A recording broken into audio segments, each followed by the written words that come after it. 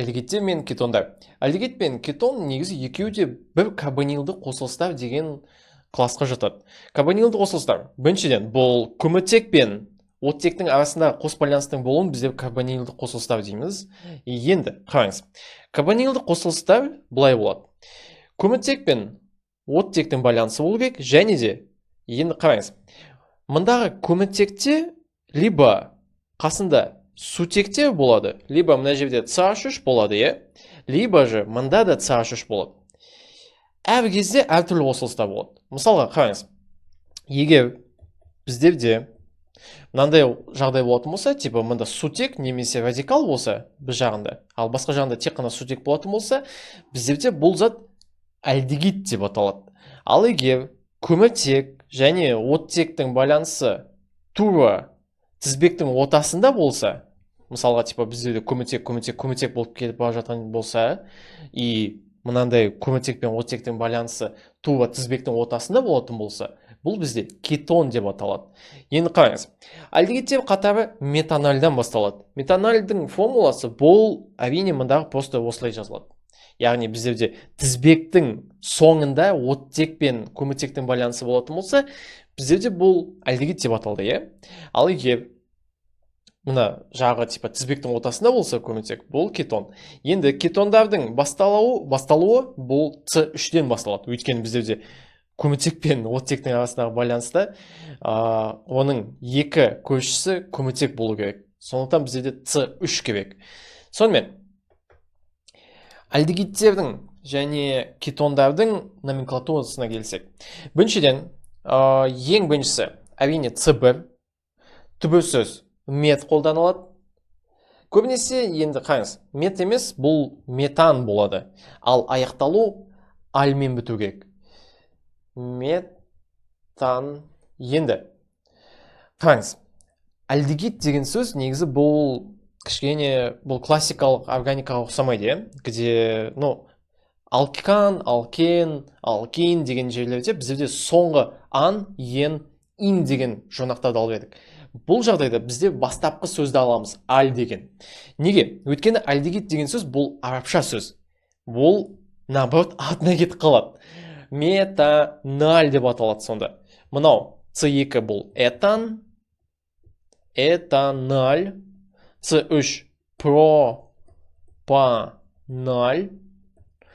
мында С4 бутаналь болады.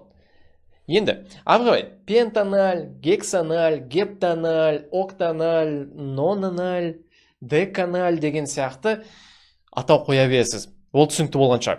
Енді, санау жүйесі қай жақтан басталады?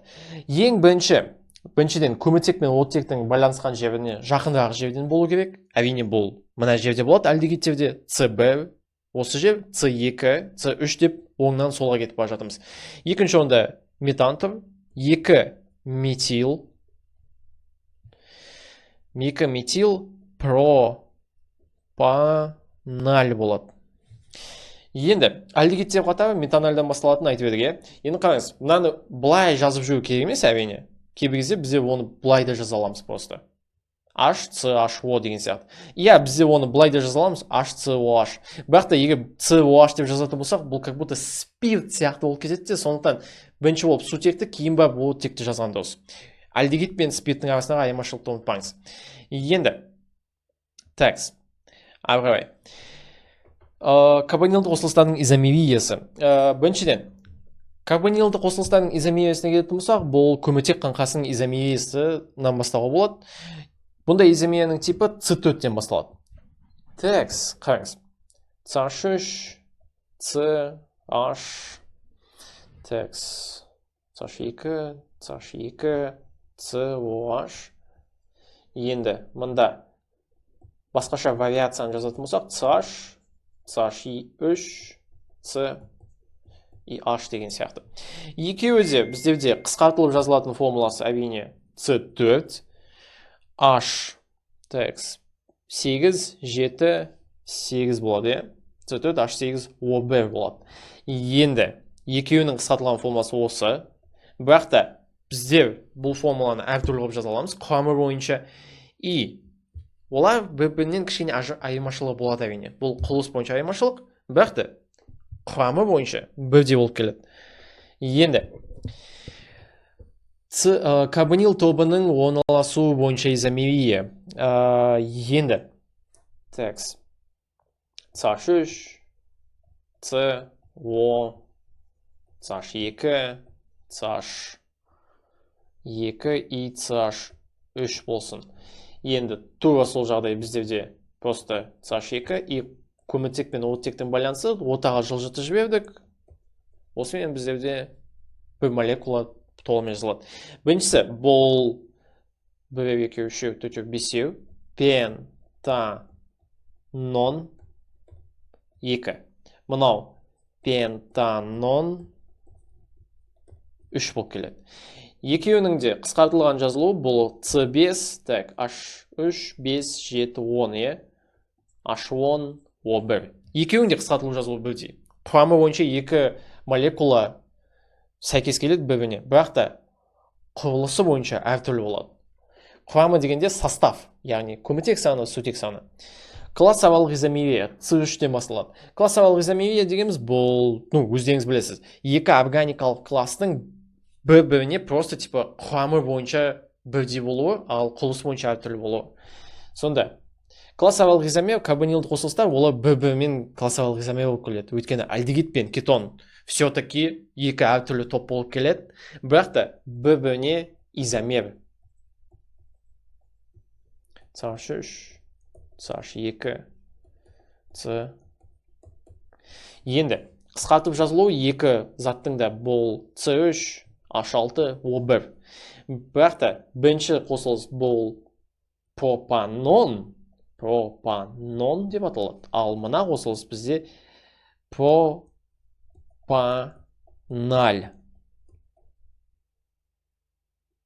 Да, пропаналь. Екеуі де қысқартылып осылай жазылады. Текст, әрі қарай. Практика. Мына альдегидтердің және кетондардың структуралық, яғни құрылымдық формуласын жазыңыз дейді. 2, 3, 4, 3 метил пентаналь. Текст. 2, 3, 3 метил пентаналь. Біріншіден, түбір сөз бойынша көміртек санын анықтап аламыз. Пента деген сөз бұл C3 болады. Так, C3 C5. 1, 2, 3, 4, 5. 2, 3, 4, 3 метил. CH3. Пентаналь. Сонда альдегид болу керек, мұнда H-ты қоям. И кеттік. Так, мына жер бірінші орын, мына жер екінші орын, үшінші, төртінші досия. Сутек. Енді келесісі. Дихлорпентанон 2. Бірінші пента C5, значит. 1, 2, 3, 4, 5. Пентанон деп отыр, е? Жұрнақ сөз. Бұл кетон деген сөз. Екінші орында осындай байланыс бар. Арғай 3, 4 дихлор. Мынау бірінші орын, екінші орын, үшінші, төртінші, бесінші, е? Үшінші және төртінші орында хлорлар тұр. CH3, CH1, 1. Мында вообще жоқ болу керек. Мында жоқ болады. И мында CH3 болады. Арғай. Б. Текст. Ортометил бензоальдегид. Бензоальдегид бұл әрине бензол және оның жоғарысындағы альдегидті қосылыс. Яғни оттек и сутек. Ортометил деген сөз, орта орында метил тұр деген. CH3. И все. 3 диметил бутанон. Текст. В. Бутанон, яғни көміртек саны 4. Бутанон 2 деген екінші орында оттек тұр. 3 диметил, яғни үшінші орында метилдар тұр. Екі жерден. Сонымен әрғай жазып тастаймыз мұның бәрін. И все. Текст. Келесі. Химиялық қасиеттер. Біріншіден, гидрлеу реакциясы. Текст. Енді, ал альдегидтерді гидрлеу реакциясы CH3, CH2, көміртек, так, оттек и сутекті қоссақ, плюс пайдаланып бізде әрине қараңыз. Сутек мұнда әрине оттекке кетеді бөрі. Сонда біздерде CH3, CH2, С. Оның оттегісінде оттек және H болады. Мұндағы сутегі қасына жақындап қоямыз. И екінші сутек мұндағы H2 болып кетеді. Пайда болды бізде пропанол 1. Текс. Енді қараңыз, бұл альдегидтерді гидрлеу еді. Енді кетондарды гидрлеуге көшетін болсақ, текс, кетон CH3, С. Текс. С, оттек, CH3, плюс сутек. Текс, енді қараңыз. Сутек біздерде қайттан тура сондай сценариймен жұмыс істейтін болады. Мына жерге бір сутек, CH3, С, мұнда OH кетеді, и CH3 болады. Екінші сутек көміртекке қосылады. И пайда болады бізде пропанон 2 дегенде. Просто пропанон. Енді. Сонымен, альдегидтерден бізде біріншілік спирттер пайда болады. Ал кетондардан бізде екіншілік спирт пайда болады. Біріншілік спирт бұл, қараңыз, гидроксидтің байланысқан көміртек, оның қасында бір-ақ көші болатын болса, бұл біріншілік спирт. Егер гидроксид байланысқан көміртекте екі көші болатын болса, бұл екіншілік спирт. Әрине бізде үшінші егер көші пайда болатын болса, бұл үшіншілік спирт деп аталатын еді. Текс. Күміс айна реакциясы. Қараңыз, бұл альдегидтер үшін именно эксклюзив. Ну, то есть, типа, прям күміс айна реакциясы тек қана альдегидтерге жұмыс істейді деп айту қиын, бірақ та тек қана мынандай топқа жұмыс істейді бұл реакция. Именно осындай топқа. Енді, мында CH3 қойып шығайық. Енді, ары қарай. Плюс аргентум оксиді пайда болады бізде біріншіден. Қараңыз, CH3, С, О и OH плюс аргентум тұнбасы.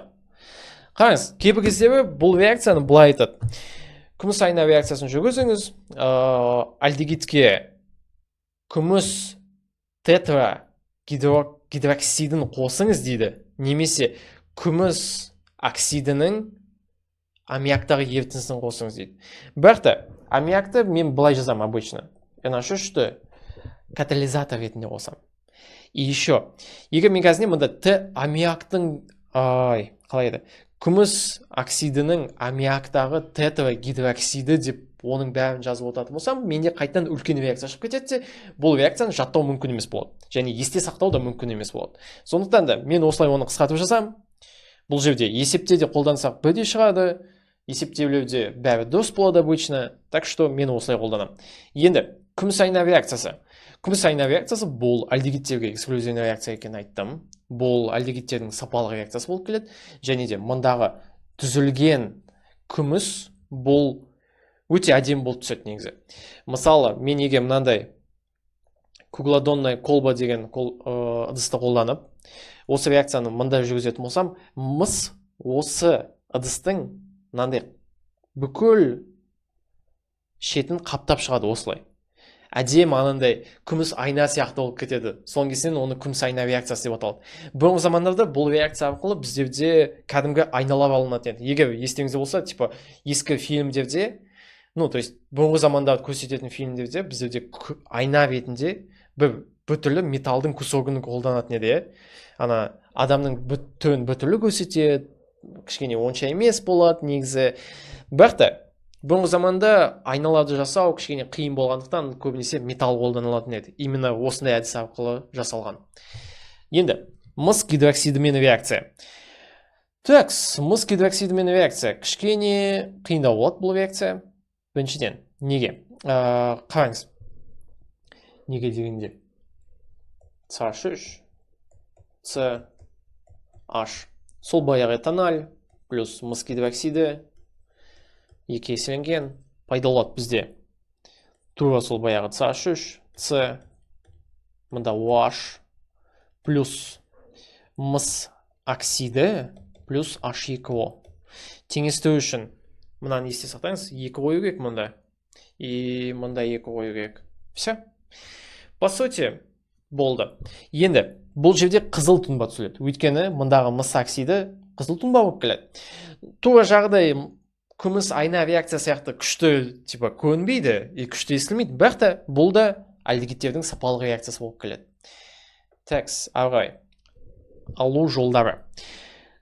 Енді, біріншіден, ең бірінші реакция бұл сілтінің сулы ерітіндісінің дигалоген алкандарға әсері дейді. Дигалоген алкандарға әсері, мұнда бір айтыла кететін жайт. Дигалоген алкан, екі галогенде бір көміртекте тұру керек. Мысалға, CH3, С, мұнда хлор и H болсын. Бұл бір дихлор этан, плюс оған калий OH, сулы ерітінді болсын. Бұл жерде калий екі хлорды да жұтып алады өзіне, татып алады. Енді қараңыз, бір проблема, мұнда екі OH-ты қойып тастау керек вроде как, иә? Бірақ та біздің жағдайда бұл зат кішкене жұмыс істемейді. Қараңыз, не болады? Екі OH-та кетіп, екі хлор да кетіп қалады. Біздерде проблема пайда болады. Қазір айтам, в чем? Калий хлорды алып тастады. OH сутекті алып тастайды. И проблема. Басқа сутек қалмады ғой, иә? И как бы у нас мында мынандай зат пайда болады. CH3, С, H деген зат. Иә, түсініксіз, кішкене, ең басында. Бірақ та кішкене ойланып қалсақ, бәрі логично болады. Калий, екі хлорды алып тастадық. OH бір сутекпен әрекеттесіп кетеді. Потом, енді қараңыз, бізде екі калий OH қой, екі калий кетіп қалды, бір OH кетіп қалды. И қараңыз, мұндағы оттек біреуі мына көміртекпен қосылып кететін болады. Сонда біздерде пайда болады этанол деген қосылыс. Енді, тура солай біздерде кетондарды да алуға болады. Мысалға, бір жерге CH3, С, екі хлорды қойып тастасам, и мында CH3 десем, плюс калий OH, сулы ерітінді. Пайда болады әрине, сол баяғы калий хлор плюс H2O. Енді, олардың бәрін жазу керек емес қазір енді. Ең маңызды зат бұл жерде бұл кетонның пайда болуы. CH3, мында оттек плюс калий хлор и H2O.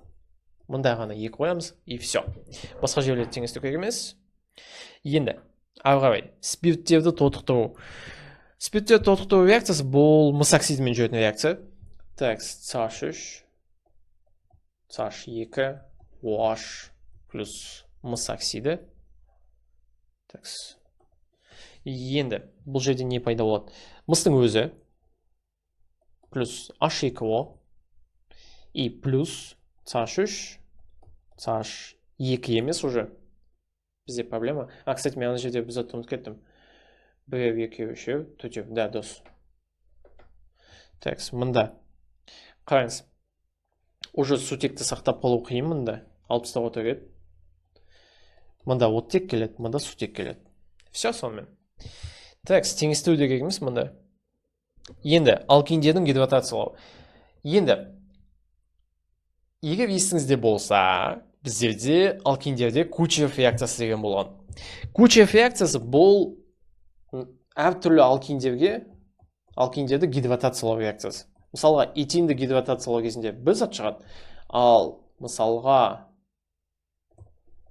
этиннен үлкенірек затты алсақ, типа осындай. Біздерде басқа зат шығады. Этинге су қосу кезінде біздерде бір жерге сутек жиналып қалады, екінші жерге оттек кетеді.